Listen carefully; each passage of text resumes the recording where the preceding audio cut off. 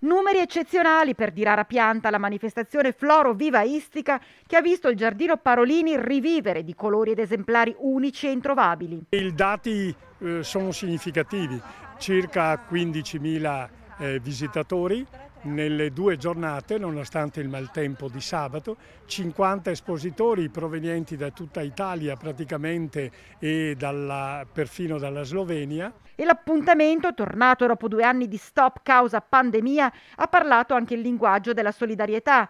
Oltre 6.000 euro raccolti in neanche 2 giorni donati alla Croce Rossa per i bambini ucraini. La raccolta globale delle 2 giornate è stata di 2.070 euro che il club Rotary Bassano Castelli e il Rotary Bassano hanno raddoppiato, per cui questa mattina è stato consegnato un assegno di 6.210 euro. Questi soldi serviranno soprattutto ad acquistare, dove sarà possibile, dei medicinali, delle attrezzature finalizzate ai bambini. E l'attenzione per i bambini è quella che noi stiamo portando avanti, non solo con delle attrezzature specifiche o farmaci, ma anche con un discorso molto importante che è quello del sostegno psicologico, perché i bambini in questo momento sono quelli che meno manifestano, ma forse più patiscono.